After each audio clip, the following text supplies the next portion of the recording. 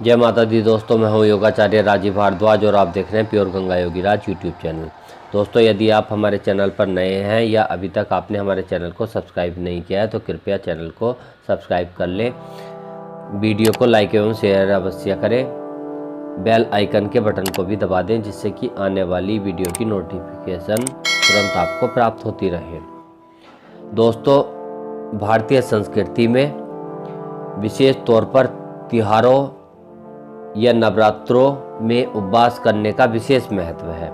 यूँ तो हम में से अधिकांश लोग उपवास रखते ही नहीं हैं, और जो लोग उपवास रखते हैं वे उपवास रखने के मूल उद्देश्य को ही बदल देते हैं। इनका उद्देश्य तो आलू की टिक्की, कट्टू की पूड़ी, चाट पकौड़ी जैसे फास्ट फूडों का मजा लेना होता है। ऐसे लोग केवल अनाज और दाल के बेमुश्किल परहेज को ही उपवास मानते हैं, जबकि उपवास रखने का वैज्ञानिक आधार है।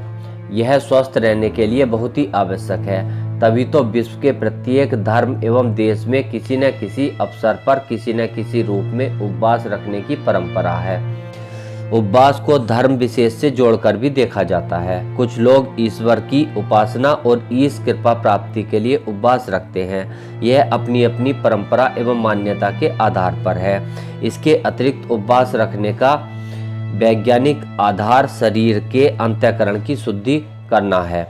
उपवास में जब व्यक्ति अनाज आदि का उपयोग नहीं करता है, केवल जल और फल का सेवन अल्प मात्रा में करता है, तो उसके शरीर में लंबे समय से जमा हुआ मल, जिसने उसके अंतःकरण की शक्ति को ढक रखा है, भोजन के अभाव में कुछ मात्रा में या तो पच जाता है और कुछ मात्रा में पसीने और मूत्र के रूप में जल के साथ निष्कासित हो जाता है। तब शरीर स्वच्छ, स्वस्थ, कांतिमान, शिथिल और स्थिर हो जाता है। ऐसे मनुष्य के शरीर की इंद्रियां और मन शांत होकर नियंत्रित हो जाते हैं। तब मन की शक्तियां स्फुटित एवं केंद्रित हो जाती हैं। शक्तियों के केंद्रीकरण से कई चमत्कार भी संभव हो जाते हैं। प्राकृतिक चिकित्सा पद्धति के अनुसार रोगों का मुख्य कारण कीटाणु नहीं है, अपितु शरीर में जमा होने वाला विजातीय तत्व है, या टॉक्सिन्स भी कह सकते हैं, जिसका सबसे बड़ा प्रकार बलगम होता है, जो मौसम परिवर्तन के समय पिघलकर आंतों में आप के रूप में जम जाता है। शरीर के समस्त तंत्रों की ऊर्जा का आधार पाचन तंत्र की क्रिया को बाधित कर देता है।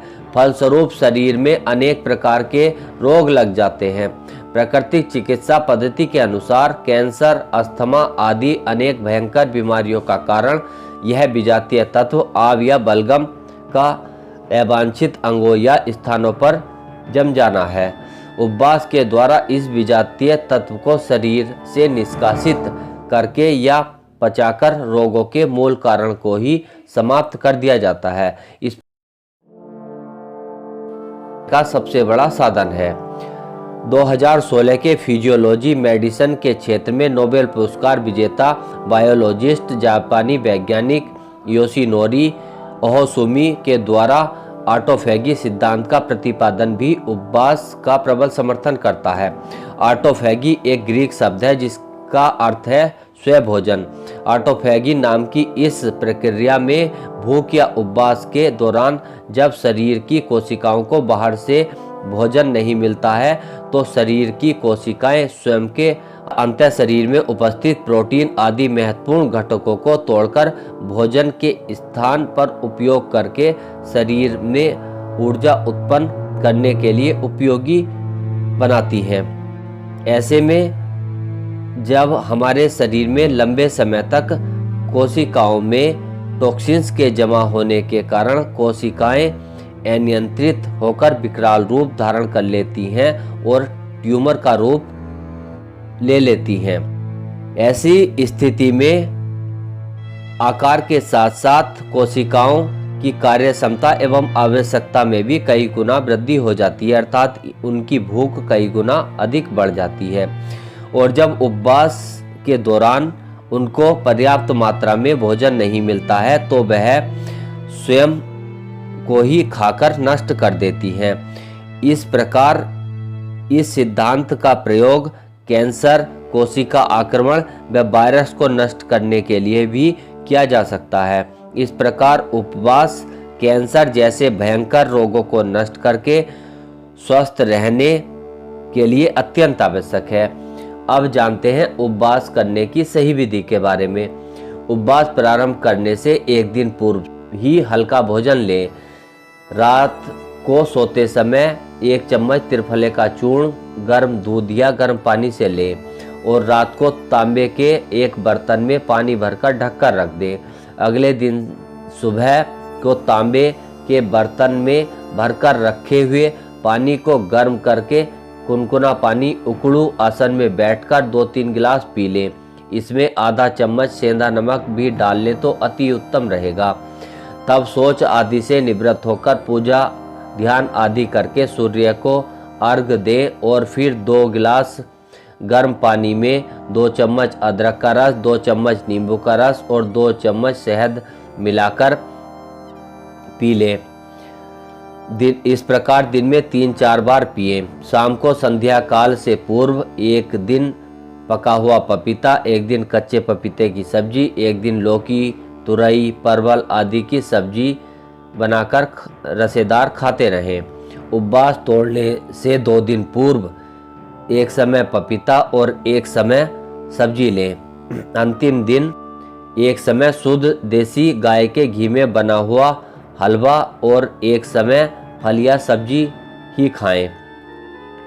उपवास तोड़ने के दिन पूड़ी, कचौड़ी आदि पकवान कदापि न खाएं। अगले दिन एक समय गाय के दूध में बना हुआ दलिया और एक समय हरी मूंग की दाल की खिचड़ी खाएं। तब उसके अगले दिन सामान्य से कुछ कम मात्रा में सुपाच्य भोजन खाएं। उसके अगले दिन से सामान्य मात्रा में लेकिन सुपाच्य भोजन खाएं। इस प्रकार धीरे धीरे भोजन को बढ़ाएं। उपवास के दौरान एक दिन मट्ठे या छाछ, एक दिन दही को दोपहर से पूर्व शहद या मिश्री आदि मिलाकर ले सकते हैं। यदि कफ की प्रवृत्ति है तो न लें। इस प्रकार उपवास की यह विधि कैंसर, अस्थमा जैसी अनेक जटिल बीमारियों को दूर करने व दूर रखने में सफल एवं सक्षम है। स्वस्थ रहने के लिए प्रकृति के नियमों के अनुसार ही आहार विहार करें और स्वस्थ रहें। तो दोस्तों मिलते हैं फिर अगली वीडियो में एक महत्वपूर्ण विषय के साथ।